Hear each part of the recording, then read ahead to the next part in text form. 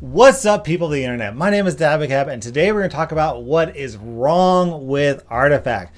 Now, don't get me wrong, I absolutely love this game. I think it has tons of potential, but it's in beta and it kind of shows it's got a couple of improvements they could definitely make. And I'm hoping that by making this video, I want to start a conversation with you, the community, the fans out there, to let Valve know that while their game is great and while we love their game and we're excited to play, there's some stuff that kind of needs to be worked on, and hopefully they can improve this game by the time it gets to launch, because I really do think that if they could address these issues, then the game will be that much better. So join me as we talk about Artifact's 5 biggest problems. All right, problem number 1. Artifact appears complicated. Now, pay attention that I said appears complicated, and I didn't say that it is complicated. Artifact comes off as being really dense and technical and complicated.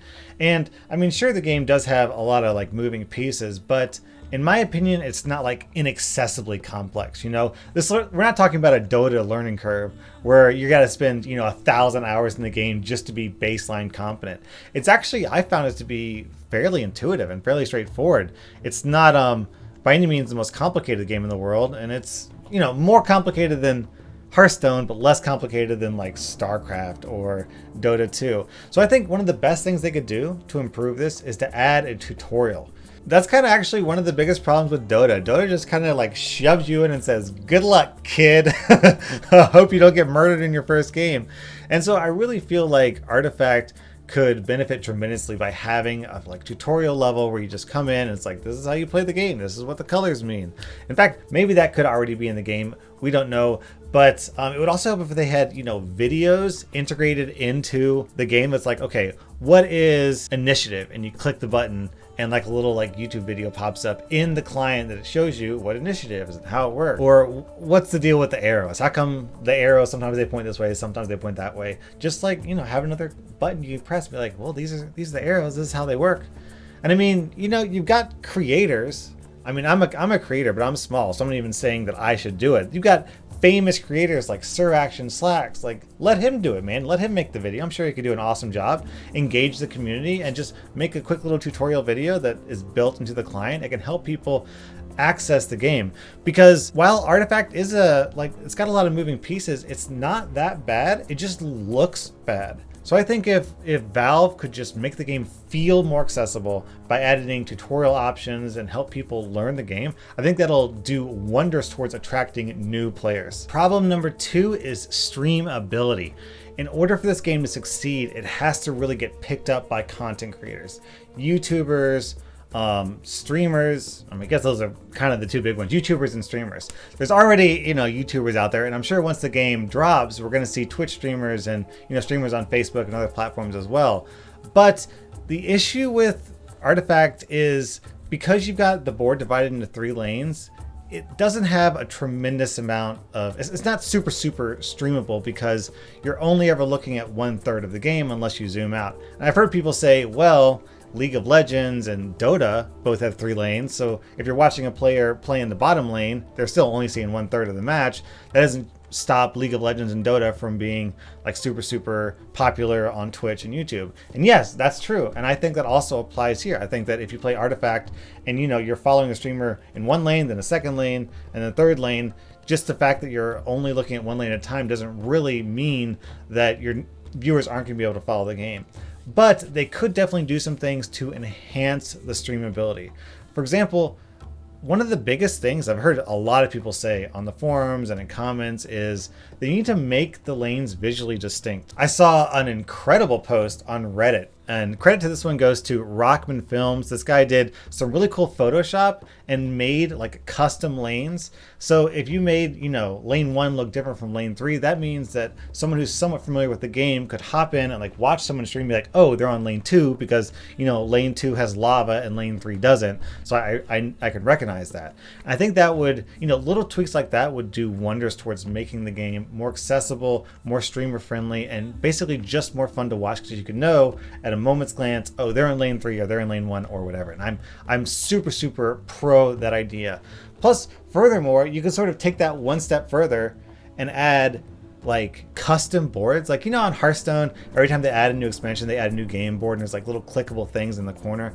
They could do something like that with Artifact. Maybe even make them, you know, an in-game purchase. So you got your typical Radiant versus Dire board. You could have prehistoric version where one side's more like jungle, like the Radiant side is more jungly instead of foresty, and the Dire side is more like a volcano rather than just sort of like, you know, charred trees. You could have like an ice or like a water themed one where the Radiant side is like the coastline, and then the Dire side is like the dark depths of the ocean where everything's dark and spooky. I mean, there's a lot of options, but just you can have consistency between the lanes. Let's say lane 1 always has trees. And then lane 3 always has mountains or whatever. And then lane 2, I don't know, has rocks or something. So regardless of what your map skin is, there's always some consistency that allows viewers to quickly determine what lane they're looking at. Problem number 3 is wordiness.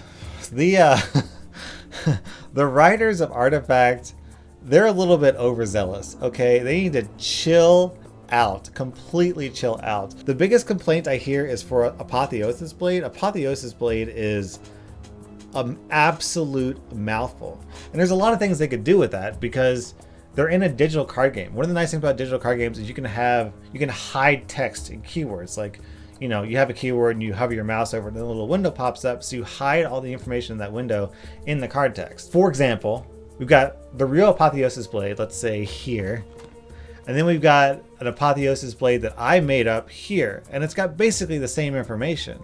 But as you can see, my version is way, way less wordy. It's more compact. It's easier to read because they're not just like, I'm going to write a fucking 1,000,000-word essay about what this cool-ass sword does. And like, I don't understand why they had to explain everything like they're Shakespeare. Like, what's the point, man? And why is the text so freaking tiny? Why is the text so macroscopic? I heard that they're planning on releasing this a mobile app down the road.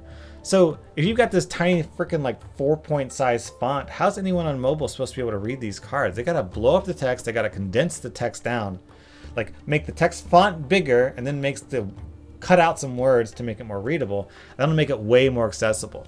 Also, Time of Triumph. This is a really, really good example. These two cards.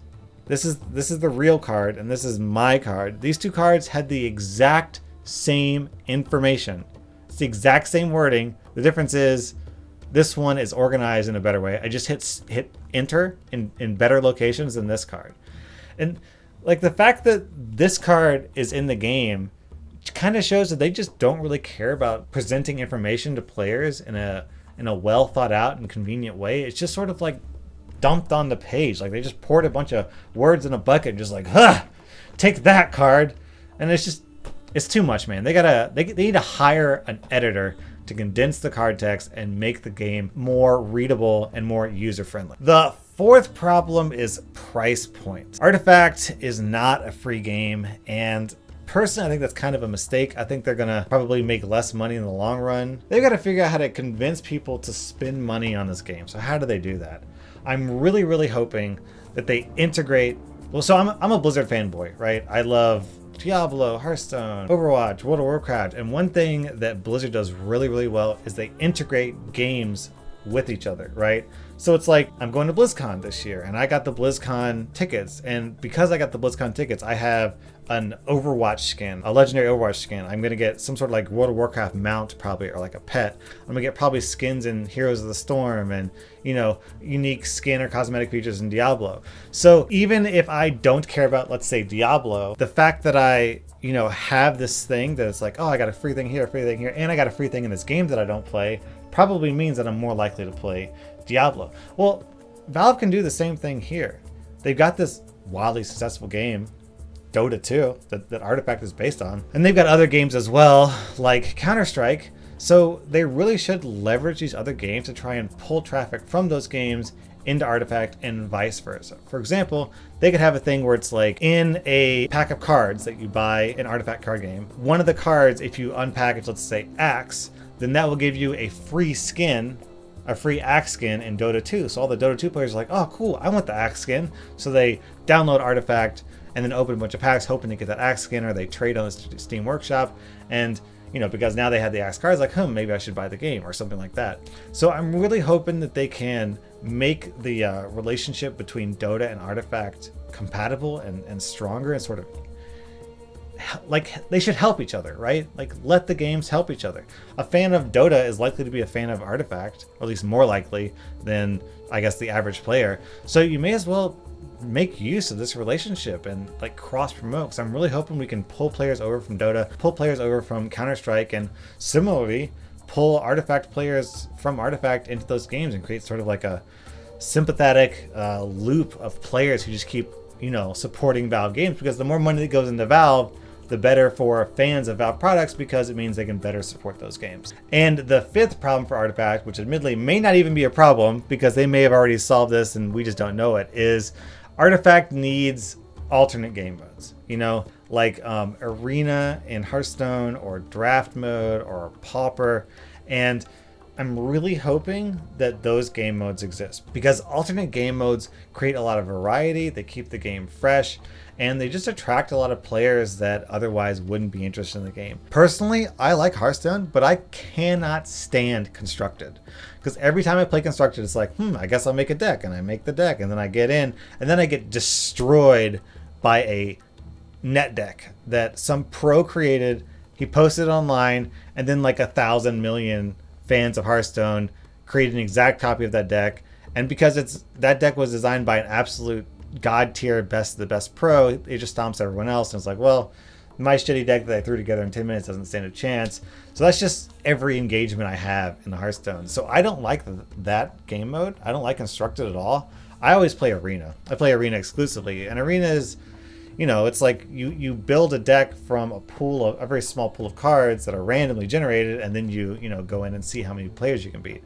And I think that Artifact could be really fun if it had similar game modes where it's like, here's 10 randomly selected heroes, pick 10 heroes, and then I'm not 10 heroes, 5 heroes, and then here's a random pool of cards, build a deck, and then we're gonna throw you up against like in a tournament bracket or something, and you compete to see how high you can go, and then maybe you get rewards or something, and then once the tournament's over, it's over, and you can start it over again.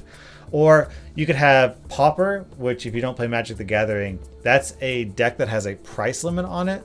So if you want to play Artifact competitively, but you don't want to spend lots of money unpackaging tons of packs to get the best cards, you could play potentially Pauper mode, which means that like everyone who plays in Pauper mode can't have a deck worth more than like $5 or whatever the limit is. So you can very easily compete with a bunch of other players in low price but still competitively viable decks, because everyone's sort of on the same playing field. There's just a ton of options available. I mean, Magic the Gathering has double-headed giant, which is 2 players versus 2 players.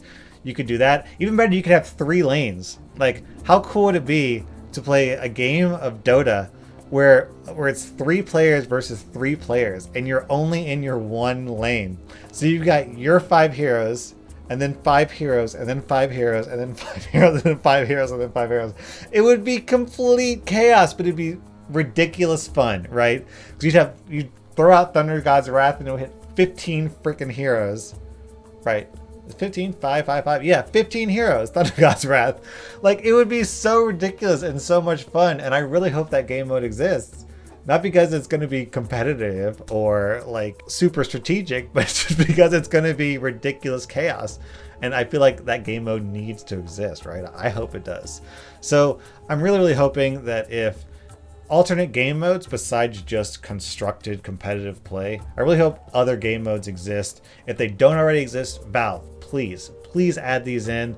The more game modes, the more players you'll attract, the more time players will spend in the game, the more cards they'll want to get, because even though, let's suppose I'm never interested in Sorla Khan because I'm not interested in, this is hypothetical. Suppose I'm never interested in Sorla Khan. Normally, I wouldn't want to play Sorla Khan in Constructed because I don't like her playstyle. It may be the case that in some other game mode, I really want Sorla Khan, so that incentivizes me to buy more packs and be more involved with the game. So there's so many options. Please, Valve, please give us some sort of draft arena mode. Please give us Pauper if you're going to make us pay for each individual card.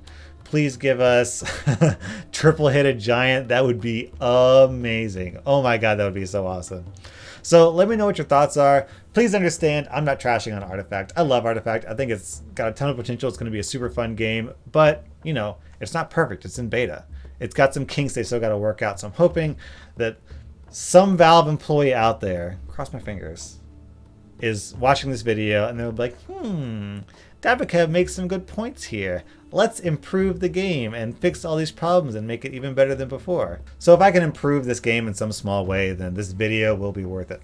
Let me know what you think. If you agree with my points, go down in the comments and let me know. Because like I said, there's a good chance that a Valve employee is watching this video. So if he scrolls down and is like, I agree with Dabakav. I think that his point about the cards being too wordy is excellent. And then the Valve employee reads that, he's like, this dude, random dude, I love Artifact 6969, agrees with Dabakav. Maybe I should make the cards less wordy. And then, you know, he goes and he chops out a bunch of text. So go down in the comments, let me know what you think. I would love to hear your thoughts. Do you agree? Do you disagree? Anyways, thanks so much for watching. Dabakav out.